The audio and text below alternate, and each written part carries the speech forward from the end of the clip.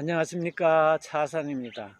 오늘은 가벼운 주제를 가지고 다시 한번 말씀을 드리겠습니다. 제목은 변호사의 비애, 슬픔입니다. 속물을 하는 변호사가 가장 슬플 때가 언제일까요? 나는 분명히 이 이론이 맞다고 생각을 하고 승소할 것이라고 자신하고 있었는데 법원에서는 내 이론을 받아들이지 않고 다른 의견을 채택하여서 패소를 한 경우입니다.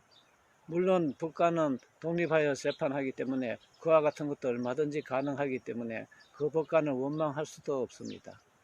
문제는 너무나 억울해서 항소를 하거나 상고를 해서 다투고 싶은데 변호사는 당사자의 대리인이기 때문에 당사자가 다시 위임을 해줘야 다툴 수가 있습니다.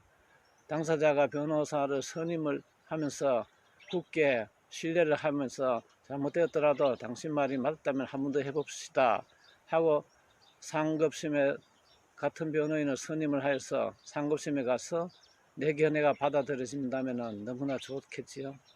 근데 현실은 어떨까요? 물론 그렇게 하는 당사자도 있지만 어떻게 당신이 그렇게 옳다고 생각하는 것도 제대로 이기지 못하느냐. 아무래도 변호사를 바꿔야 되겠다 해가 다른 변호사를 선임을 하는 수도 있습니다. 그 변호사는 자기가 보니까 이거는 판사가 잘못이고 원심 변호사는 크게 잘못한 것이 없다 하고 원심 변호사의 주장을 다시 한번 정리해서 판단을 받아봅니다. 상급심에서는 이 주장이 역시 맞다고 하여서 원심을 파기하고 당사자는 승소를 하게 됩니다. 이런 소식을 나중에 접하면은 원래의 변호사는 상당히 섭섭한 생각을 하게 됩니다. 왜 내가 옳은데 그 판사는 나에게 패소 판결을 내렸을까? 또 나중에 선임된 변호사는 크게 한 일도 없는데 승소 사례금까지 받고 경제적인 이익도 보는데 나는 원망만 받고 능력 없는 변호사로 낙인이 찍히는 그런 섭섭한 생각이 들기도 합니다.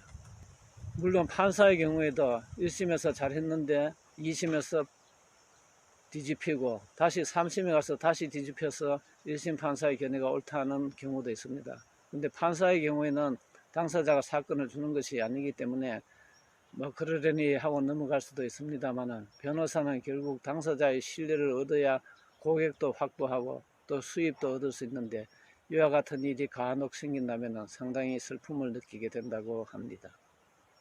어떤 변호사가 쓴 글을 읽어보았습니다. 한 100건, 200건을 하다 보면은 항상 두서너 건은 엉뚱한 판결이 나오는 경험을 한다고 합니다. 당사자야 평생 가서 송사를 한두 번밖에 안 하니까 이런 일을 겪는 경우가 거의 없다고 할 수 있습니다만 변호사의 경우에는 많은 당사자의 사건을 맡아서 하다 보니까 많지는 않지만 간혹 이런 일이 벌어지나 봅니다. 역시 이런 글을 읽다 보면 재판이라는 것이 너무나 어렵다는 것을 새삼 느끼게 됩니다. 감사합니다.